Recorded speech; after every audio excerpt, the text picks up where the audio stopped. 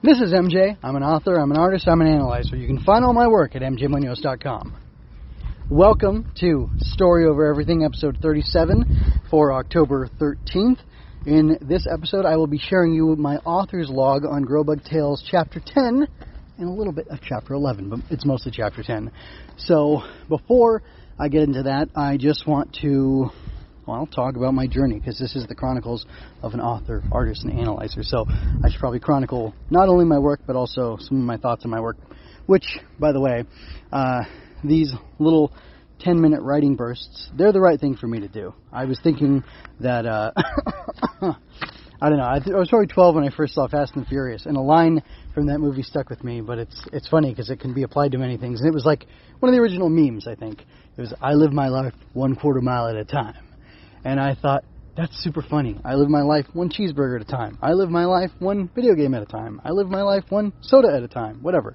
I'm in a position where, for me right now, it seems like the most effective way, the most focused way, the most, disciplined way I can get myself to do my writing and my drawing, which I've fallen off my drawing. I got to get back to that soon.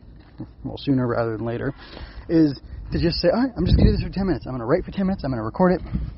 I'm going to make some juicy content out of it, and it's going to build my book bit by bit, dozens of words at a time. That's the only thing. That's the only thing I feel like I can do right now, and I want to do more. I aspire to do more, but until I'm at that place, I'm just going to live my life writing 10 minutes at a time. And when I get back to drawing, then I'll be doing it then too. And I'm even doing for my podcast stuff. I'm trying to make those no longer than 10 minutes, and I failed. Well, I have an ambition to do that. I'm just going to start training myself to do that, and training people to expect that from me. So if you want to be entertained for 10 minutes while I talk about something that we both enjoyed watching or reading, great, come along. We'll do that, and that leaves me free. That leaves you free to do more, or it leaves us all free to do more with our time. I just discovered a praying mantis on a plant, camouflaged into it. It's very cool. It's upside down. It's yellowish more than it is green, and that's super satisfying. Anyway. So yeah, I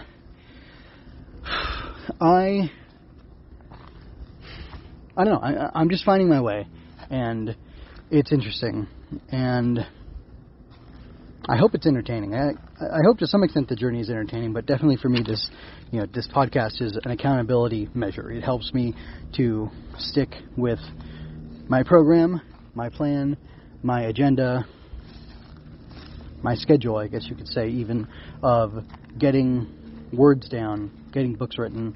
After I write, I'm going to have to edit. Maybe, will I be editing stuff 10 minutes at a time? Who knows? That would be kind of weird, but that's also very doable, to find 10 minutes and say, yeah, I'm just going to edit now. So, anyway, I don't know.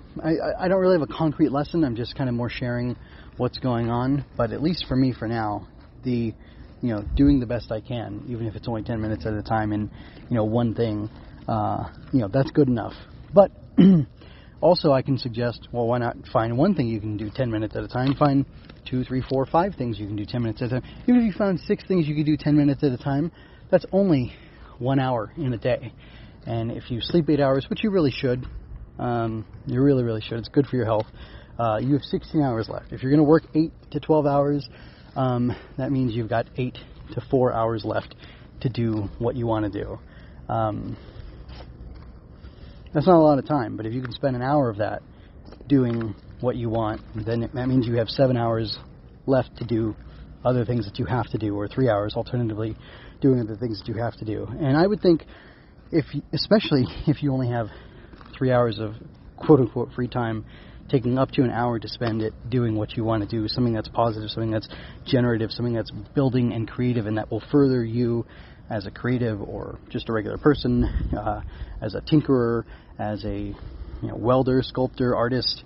If you go for a walk for an hour a day if you can, or take a few 10-minute walks throughout the day, that stuff's going to make you feel better. So I guess I'm saying, the takeaway from this is to find the time, make the time, to think about what you want to do and think about what gives you life. Like the writing and the drawing, it gives me life. I feel so much better when I do it, and I feel not great when I don't.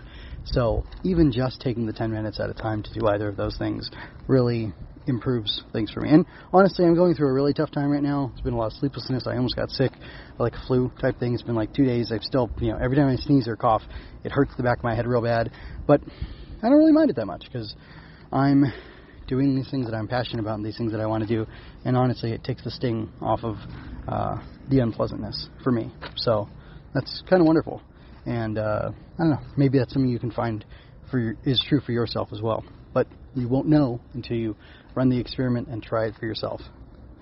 So with that, I'm going to go ahead and fall silent for a bit, let the recordings play of my author's log. This is actually 7 full days worth of writing, 70 minutes of writing, actually longer than that because each session was only about 2 sessions were 10 minutes, the rest were somewhere between 10 and 15.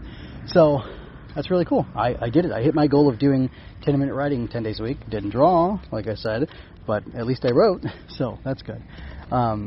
Anyway, go ahead and listen in. Tell me what you want, or tell me what you think of it. By the way, if you're listening to this on the podcast-only format, which I do suggest you do, which you can find on mjmunoz.com, I run my podcast through rss.com, and I have chapter titles there. You can actually skip through the chapter titles past this long introduction to the actual content, and I have it split up day by day, marked out the date, marked out by the date. And like in the future, if you don't like these long rambling things I do where I'm just kind of talking and reflecting and you want to get to the content, you can do that, or whatever. You have an option there.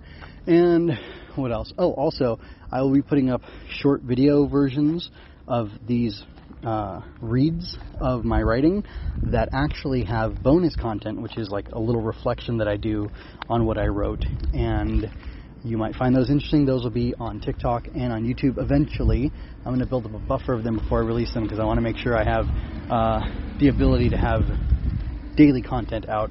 And in order to do that, I'm going to take my time and not rush through. So I'll advise you about that in future episodes as well.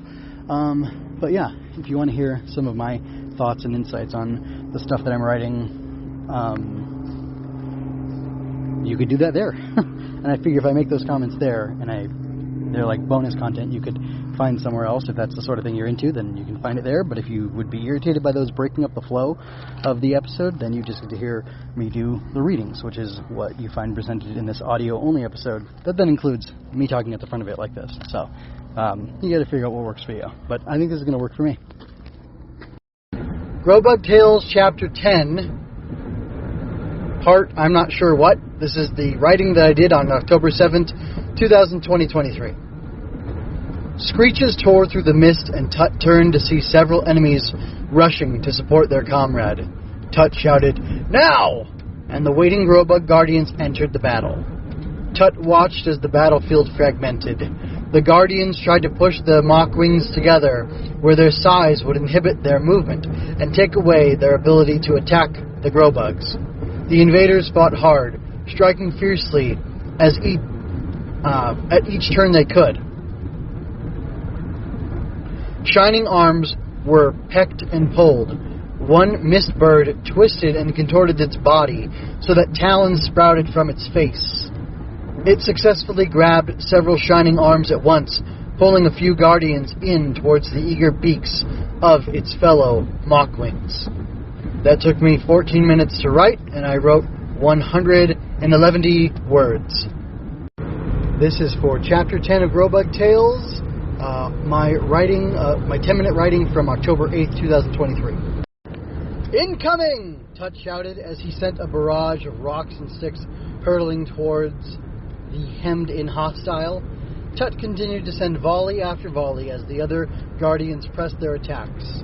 One by one, Mockwings took a series of well-placed strikes before fading into mist.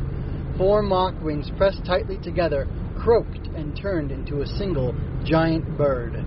Now in the form of a single bird, the Mockwing rebuffed its attackers more ferociously. The Guardians scattered to avoid its attacks. It pushed back until it was free to maneuver and strike as it had not been before. Shining arms strained to contain it, but to no avail. Walls, barriers, claws, and tendrils were not enough to contain the furious flyer. That took me 14 minutes to write, and it was 115 words. Grobug Tales Chapter 10. This is my writing from October 9th, 2023. Tut fired his last volley to little effect when the solution came to him. He flew directly at the creature's head and blazed his light as brightly as he could. The Mockwing shrieked and turned its eyes away from the light. Tut gave a battle cry, and the Guardians surrounded their foe, each shining their light. It thrashed wildly, batting at various Grobugs as it sought to escape from the light that burned it away bit by bit. As it did, the whole party moved toward the... That took me 13 minutes to write, and it was 89 words. 10-minute writing for October 10, 2023. I'm still in Chapter 10 of Grobug Tales. Invader, and Tut yelled, "Cocoon!" The shining arms split into fine streams of light that crashed, spun, and wove into each other, and around the Mockwing. Soon it was completely encased in a radiant cocoon. It thrashed violently against its prison, ever smaller shadows darkening the golden form as it did. Tut let go of his shining arms and formed another, which swallowed the cocoon and squeezed it into a smooth sphere. The other Grobug Guardians released their holds, tendrils, and watched as the sphere... Tut? That took me 11 minutes to write, and I wrote 86 words. For October the 11th, 2023, this is my 10-minute reading session, and it is in Grobug Tales Chapter 10. Shrunk, moment by moment. Tut shot out more shining arms so that he hung suspended by 5 streams of light, roughly in the middle of the hollow. He added a second layer to the sphere and tightened, crushing the cocoon and the Mockwing within into nothingness. When he finally released his grasp, fine mist seeped out from the cracks, and it vanished at the lightest breeze. "Victory!" the Grobug Guardians shouted. They congratulated each other and celebrated the defeat of the invading enemy. Humph spoke up, indicating Tut as he did. "That, my good Guardians, is what a true victory looks like."